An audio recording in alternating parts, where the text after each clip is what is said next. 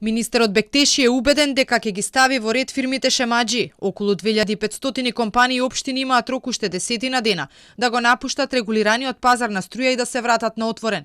Иако ова им го налага владината одлука, некои од нив се изјасниле дека не сакаат да го сторат тоа и повторно да плаќаат струја по далеку повисока цена. Бектеши пак е категоричен. Фирмите шемаџи кои со добро разработен план успеа да стигнат до поевтина струја од регулираниот пазар, ќе мора да си најдат снабдувач и повеќе да не ја црпат електричната енергија наменета за домакинствата и малите потрошувачи. Тврди дека ако треба ќе го промени и законот, затоа што трошокот кој тие го прават на регулиран пазар е голем и директно е на штета на граѓаните.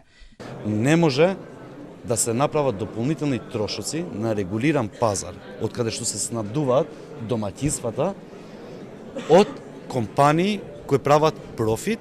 Тие секако дека имаат право да се жалат, но јас сум убеден дека нивните жалби нема да бидат прифатени. Ако има потреба, ќе го смениме и законот и тогаш веќе никогаш не ќе може да се вратат на регулиран пазар. Голем дел од овие фирми шемаџи веќе се пожалили во Евана и бараат да останат на регулираниот пазар, но од компанијата им соопштиле дека мора да ја почитуваат владината одлука. Од ЗЕЛС пак испратиле допис до Уставен со кој бараат општините да се изземат од владината одлука или пак да се пролонгира со образложение дека за да најдат нов снабдувач на струја ќе им биде потребно многу време.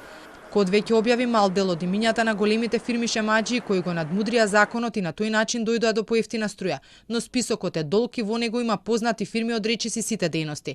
За планот со кој тие го надмудрија правилникот први на почетокот на годинава алармира од регулаторната комисија. Списокот беше пратен и до финансиската полиција, од скоро го доби и УЈП. Дали овие големи фирми ќе сносат некаква одговорност за тоа што го направиле се уште е непознато.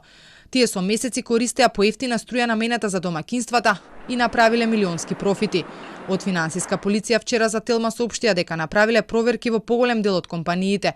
Извештајот го доставиле и до обвинителството, но тврдат дека со предистражната постапка продолжуваат. Во следниот период ќе се проверуваат и сметководствените евиденции на овие фирми.